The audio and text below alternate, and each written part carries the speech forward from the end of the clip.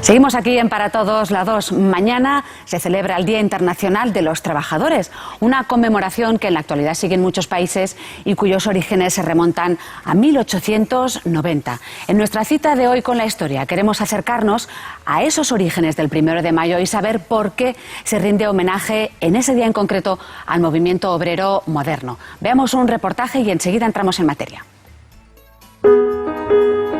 En 1889, la Segunda Internacional Socialista reunida en París proclama que el 1 de mayo sea el Día Internacional del Trabajo. De esta manera, en 1890 tienen lugar las primeras celebraciones del 1 de mayo de la historia.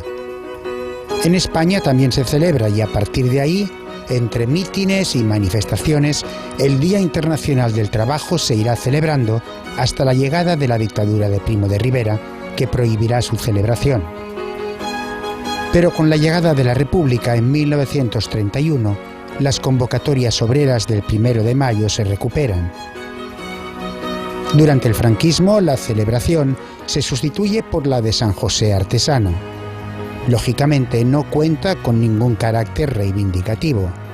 Más bien son una serie de manifestaciones festivas, como esta celebrada en el Estadio Santiago Bernabéu, en presencia de Francisco Franco y su esposa, y amenizadas por coros y danzas folclóricos y por la obra sindical de Educación y Descanso. En el ocaso del franquismo y los primeros años de la transición, las manifestaciones del 1 de mayo entrañan una reivindicación que va mucho más allá de una convocatoria obrera y reúnen una suma de sentimientos cuyo principal objetivo es la lucha por las libertades y contra la represión.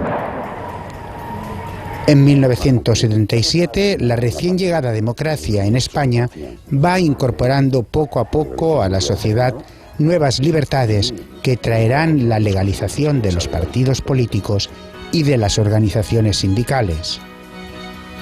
Al año siguiente, en 1978, se celebrará por fin en España la primera manifestación del 1 de mayo en total libertad tras la dictadura. Bien, pues para hablar de la historia del 1 de mayo está hoy con nosotros David Ballester, que es profesor de Historia Contemporánea de la Universidad Autónoma de Barcelona y autor de diversos libros y ensayos sobre la historia del movimiento obrero y también sobre la transición española. ¿Qué tal? Buenas tardes, bienvenido. Buenas tardes. Se lo vamos a preguntar a usted de entrada. ¿Cuándo y cómo nació la tradición de celebrar el 1 de mayo? Bien, el origen inmediato habría que buscarlo en el Congreso Fundacional de la Segunda Internacional, que tiene lugar en París en 1889, en verano concretamente, en el cual se decide que en el mayo del año siguiente, el 1 de mayo, tenga lugar una convocatoria a escala mundial con un objetivo fundamental que es la clave para entender la evolución del movimiento obrero en aquel momento, que es la lucha por la jornada de las 8 horas, ¿no? 8 horas de trabajo, 8 horas de descanso y de alejamiento de lo duro que era en aquel momento el trabajo y 8 horas de instrucción, ¿no? Era las 3 ochos de aquel momento, ¿no? Entonces, ¿por qué? ¿Por qué el 1 de mayo? Pues el 1 de mayo hay que remontarse a Chicago unos años antes, los hechos de Chicago, o también conocidos como los mártires de Chicago. 1884, un sindicato estadounidense proclama que en el 1 de mayo de 1886 hay que haber conseguido la jornada de 8 horas. Si no, se planteará un movimiento reivindicativo y huelguístico. Se llega a esta fecha, no se ha conseguido el objetivo y se va a la huelga. De esta huelga emanan una serie de incidentes, concretamente el día 4 de mayo, en la plaza de Haymarket, hay un meeting, estalla un artefacto explosivo, mata a un policía, la policía interviene. Y de todo esto sale un proceso con escasas garantías judiciales en las cuales habrán 5 condenas a muerte. Son los mártires de Chicago. Y estos mártires de Chicago pasan a la iconografía del movimiento obrero como un referente y parte del homenaje del 1 de mayo va en este sentido. Estamos viendo, por cierto, en uno de nuestros monitores a esos 5 mártires, ¿no? Pero situándonos en el contexto histórico de 1890, el 1 de mayo de 1890, ¿cómo eran las condiciones laborales en esa época? Imaginamos que ni salarios mínimos y las jornadas muchísimo más de 8 horas, ¿verdad? Bien, de entrada hay que precisar dos cosas. Una primera, cuando hablamos de 8 horas en aquel contexto nos estamos refiriendo a 40 horas semanales que nuestro parámetro indica, ¿no? Estamos hablando de 48 o 56 horas semanales. Esto es la lucha de las 8 horas en el siglo XIX. Las 8 horas de entonces, ¿no? Claro. Y por otra parte hay que pensar que la lucha por las 8 horas no es una cosa que nace en ese momento. Es cierto que en aquel momento está en ebullición, en la década de 1880, pero ya en el 1834 tendremos una huelga en la industria textil de Nottingham, en Inglaterra, que ya se pide las 8 horas diarias, ¿no? Por lo tanto, es una reivindicación que viene de antiguo, ¿no? Por lo que hace referencia a las condiciones de trabajo, la característica principal es la ausencia de cualquier tipo de regulación. Es cierto que ya en algunos países, los más avanzados, como Alemania, se estaban implantando algunas leyes que regulaban el trabajo infantil, la jornada laboral, el tema de las mujeres, accidentes laborales, etcétera. España iba muy atrás en este aspecto, aunque ya existía la Comisión de Reformas Sociales, precedente remoto del Ministerio del Trabajo, pero una cosa hay que tener en cuenta. Una cosa es que se aprueben unas leyes que en principio pueden tener un efecto benéfico sobre el trabajo, y otra es que esta ley se aplique. Esta es una diferencia fundamental. O sea, no nos quedáramos solo la cronología de cuándo se aprueban las leyes. Hemos de fijarnos de cuándo se aplican, ¿no? Porque hasta que no tengas un cuerpo de inspectores de trabajo que vayan a las empresas, certifiquen las condiciones de trabajo y hagan su trabajo, y un cuerpo de inspectores de trabajo que no sean corruptibles por los empresarios, las leyes no se aplicarán. O sea que hay una desregularización total y absoluta en este sentido, que se traduce en unas jornadas de trabajo duras, en unas condiciones también extremadamente duras. Entonces, para hacernos la idea, hasta esa fecha no existían organizaciones obreras o sindicales, quizá tal y como las conocemos hoy. Evidentemente, como conocemos hoy, para nada, ¿no? Para remontarnos reuniones de... Para nada, ¿no? El trabajo es una mercancía más y está sometida a la ley de la oferta y la demanda. Estamos, en principio, en una sociedad liberal, todo el principio de la igualdad ciudadana, todos los hombres nacen y permanecen iguales ante la ley, pero la verdad, los trabajadores, como dice un escrito de unos trabajadores del textil catalán del 1855, a la hora de la verdad, la única libertad que tenemos es la de morirnos de hambre, ¿no? Producto a este contexto que estamos diciendo. Entonces, las organizaciones sindicales, si nos referimos al caso concreto de España, sí que habían existido, ¿no? Siempre se cita, la primera organización sindical propiamente dicha es la Asociación de Tejedores de Barcelona, ¿no? 1843, pero teniendo en cuenta el modelo de liberalismo que se instala en España, que es un modelo, resumiendo mucho, escasamente democrático o para nada democrático, ¿no? Las organizaciones obreras tendrán una vida muy difícil y una evolución muy complicada a lo largo de estos años, ¿no? Entonces, el movimiento obrero sí que existía. Otra cosa es que podía llevar a término una vida pública y tener sus medios de comunicación, asambleas, etcétera, por el clima represivo que el liberalismo español implantaba, ¿no? Entonces, ¿es correcto afirmar que a partir de que se decide celebrar el 1 de mayo, existe el movimiento obrero organizado, quizá tal y como se entiende hoy? Es una nueva fase. Hemos dicho que la fecha nace de la Segunda Internacional, la Internacional Socialdemócrata, que hasta la Segunda Guerra Mundial tendrá un papel, Primera Guerra Mundial, en 1914 tendrá un papel fundamental en la estructuración y organización del movimiento obrero y dará algunas señas de identidad de lo que será el movimiento obrero a lo largo de todo el siglo XX y hasta hoy en día, ¿no? Lo que hace la Segunda Internacional y como ejemplo, ¿no? como epicentro en la fecha del 1 de mayo es poner sobre la mesa un tema fundamental, que es el problema social. El problema social como gran tema de la sociedad de aquel momento, y como decía Emilio Castelar poco antes de acabar el siglo XIX, el problema social iba a ser, y así fue, el gran tema del siglo XX. De los trabajadores, ¿no? Exacto, sí, el problema claro, social, las condiciones de vida de la clase trabajadora, que no olvidemos que es una parte muy, muy importante de la población.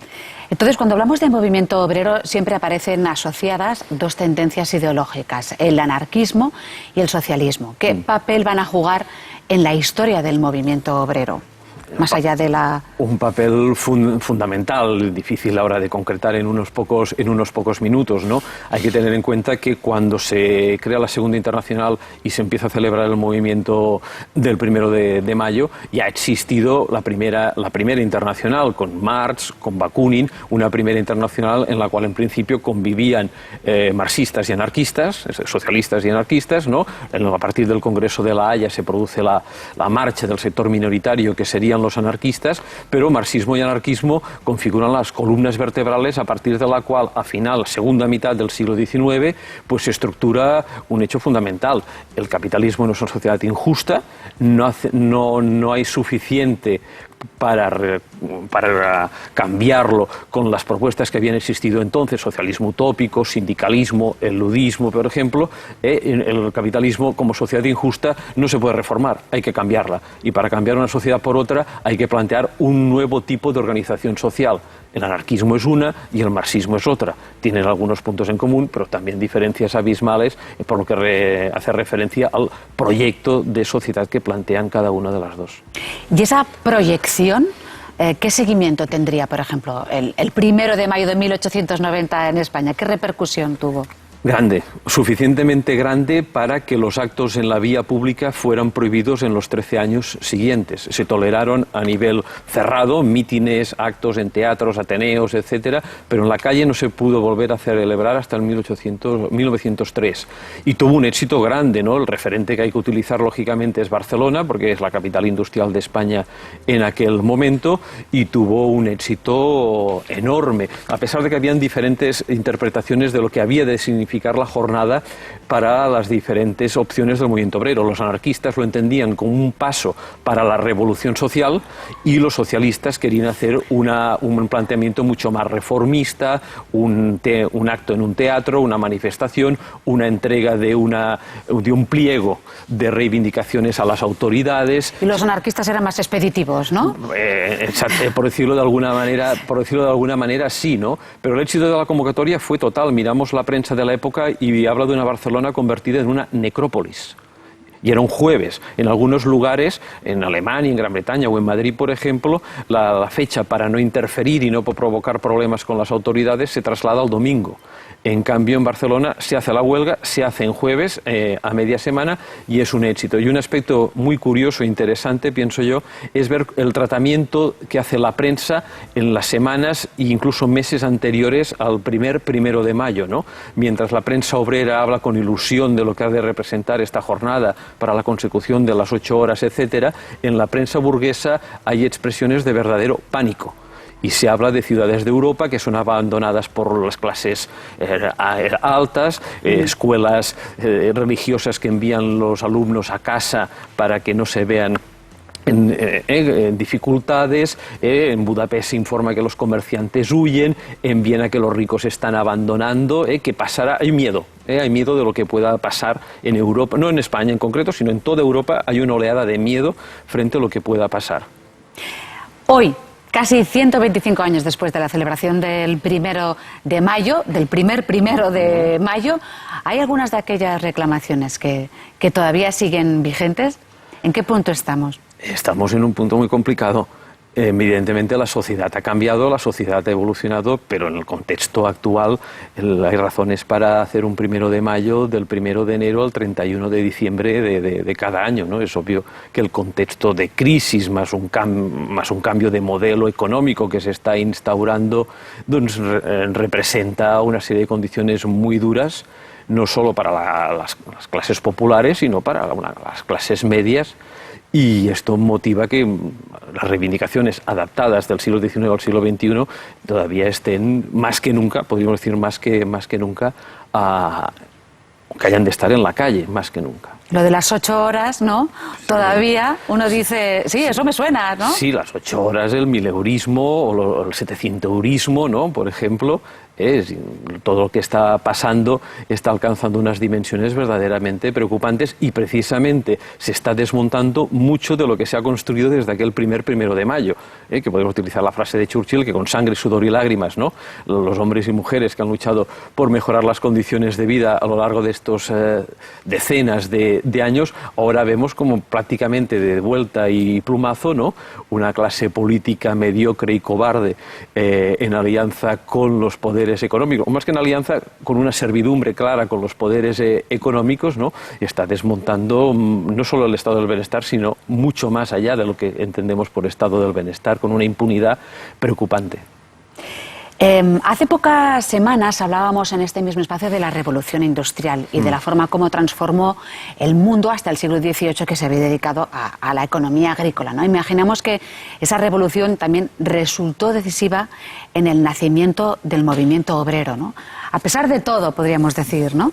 Por supuesto, porque la revolución industrial tiene unos hijos, y estos hijos es el proletariado. Es aquel símil que se utilizaba a veces en el siglo XIX, ¿no?, que decían que la revolución industrial era la única madre que encadenaba a sus hijos, ¿no? Porque la... Mala madre, ¿no? Mala madre no, porque crea unas condiciones de trabajo muy duras, ¿no? Hay que pensar que la gente que de un momento dado en su vida pasa a convertirse en obrero, en proletario, y esto es producto de lo que dice usted, la industrialización, antes han de venir de algún sitio, ¿no?